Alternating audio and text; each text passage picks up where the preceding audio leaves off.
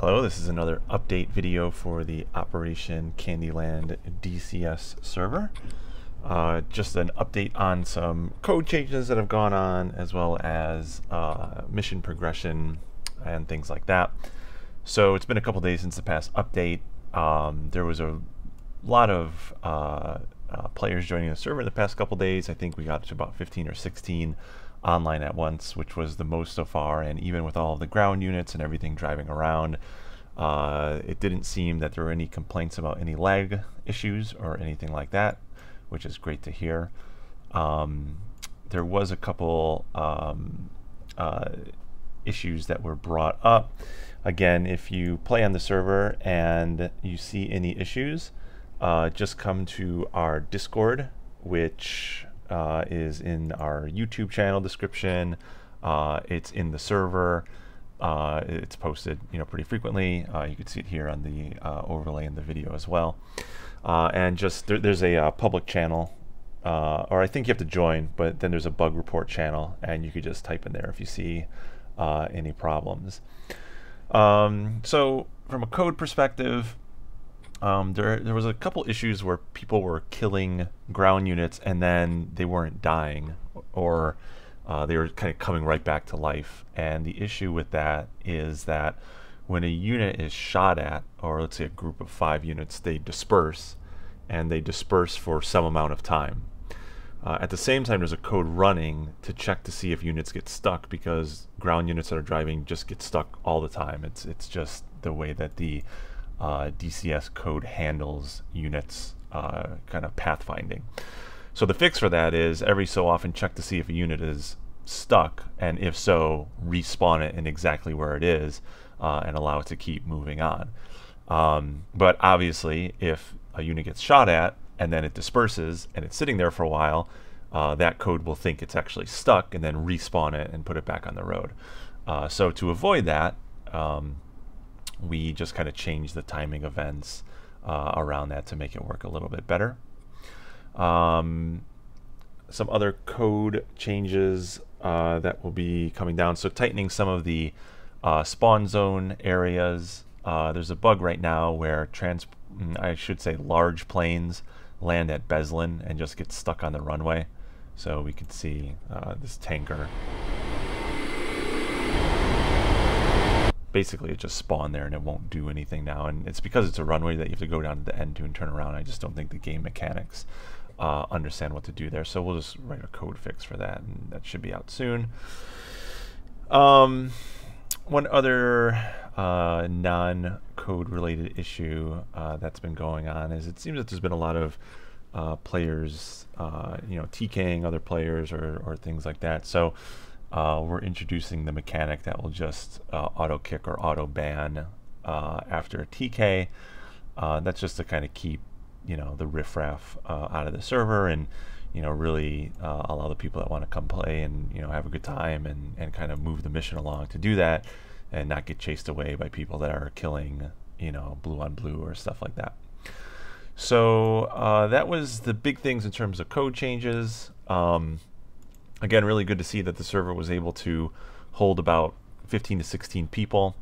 A lot of regulars coming back, which is great to see. So there's quite a few more things to work on. One is getting the ELPRS systems working for blue forces. Also, we're going to see, so it seems that the code for driving units across the map when it has to build that table, and I think this was in the previous video, that it just takes a lot of server processing power to figure out that path, especially if they're driving all the way from Vaziani to like Novorossiysk or something. So see if we could have some like pre-populated tables to tell units how to drive rather than having to re-render that all the time. Also, we're going to introduce a feature to allow human players to create their own call sign.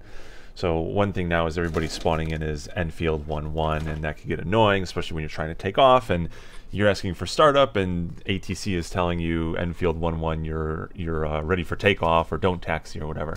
So we're going to introduce something where you could just dynamically change your call sign to your liking. And we're thinking about shortening the nighttime period a little bit more. It seems quite a few players have been asking what the mechanics are around that. And again, just to kind of clarify, so the day one of the server, so this is already 2 weeks ago, but day one of the server starts at 7:30 in the morning, and it just runs. Every real life minute is a real life minute in the mission. Then a couple weeks ago, we introduced a change to accelerate time, that if it was past midnight of the next day, to automatically accelerate to 7:30 the next morning on server restart. But that still means that when the sun sets, I think around 7:30 or 8 p.m., it's still 4 hours of darkness, which is about one server session. But sometimes if the server resets at 11:30, it's going to go 11:30 to 12:30 to 1:30 to 2:30 to 3:30 server reset, and then advance to 6. So we might tighten up some of those nighttime hours a little bit more.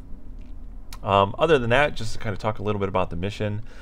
So I think in our last video we had saw that red, moved pretty much all the way up into Beslin.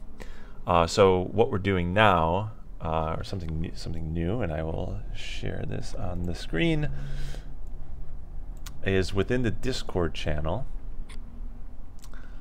There is now a, whoops, 1 second.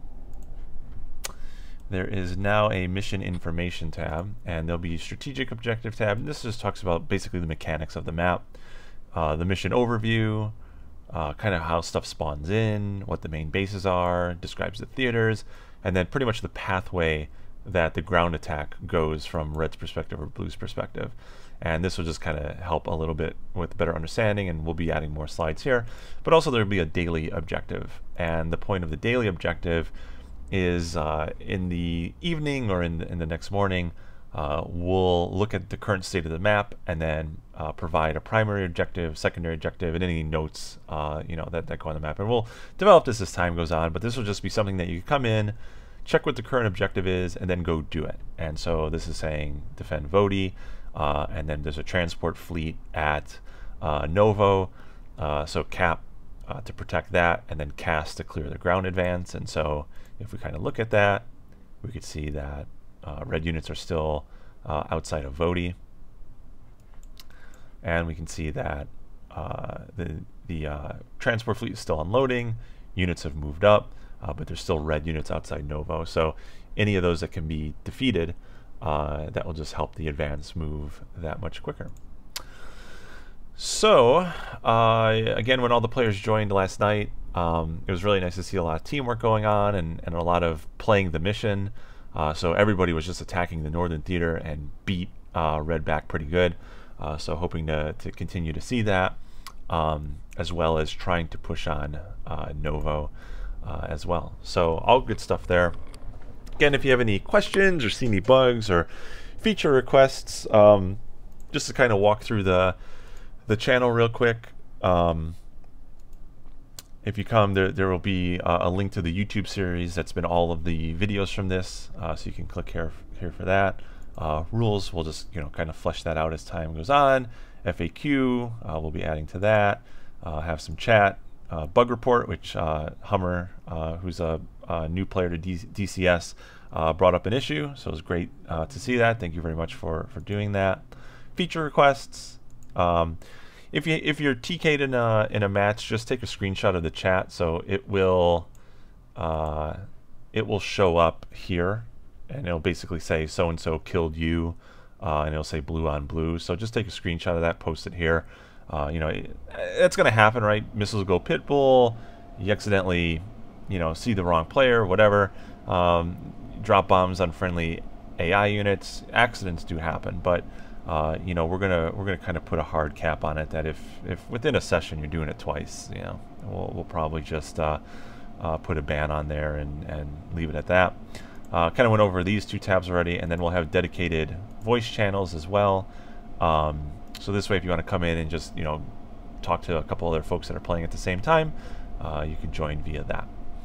So that's a quick update for everything that's going on.